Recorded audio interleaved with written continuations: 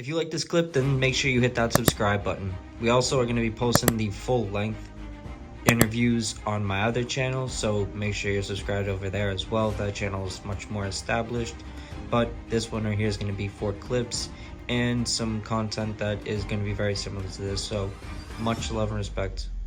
It is amazing to see different people's takes on like the beginning, because there's a lot of people who actually are blessed that actually got to see like the better side of it early, which is also I think very important too, is like being able to like see both sides. But how old were you when you first actually gave it a try?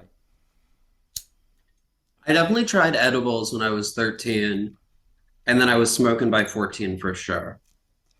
Was it eye opening to start with? Like, was it something that you immediately were thinking was a route you wanted to get more into?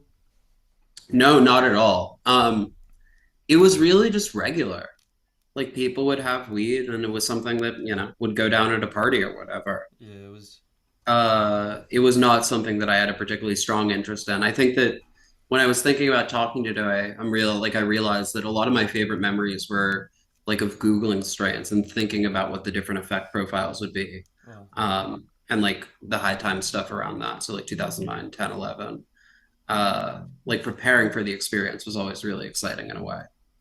You said that there was like friends that had brothers or like older siblings that had med cards.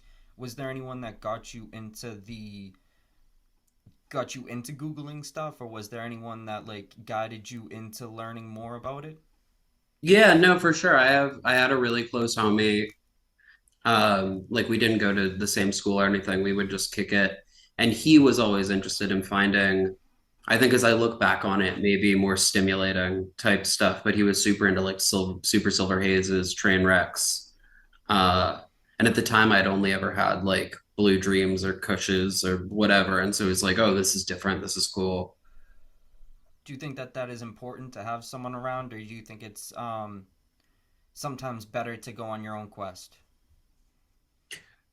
That's a super good question. I think I've always enjoyed learning with and from people, but I also think that because historically there's never been like a central authority on what's true or not in this game, like people have their own individual truths. And like you could go and hang out with a community of people and they'd be like, oh, well, cookies taste like this. And it's like, yeah, the cookies that you guys were smoking Yeah. did taste like that. That's your truth for sure.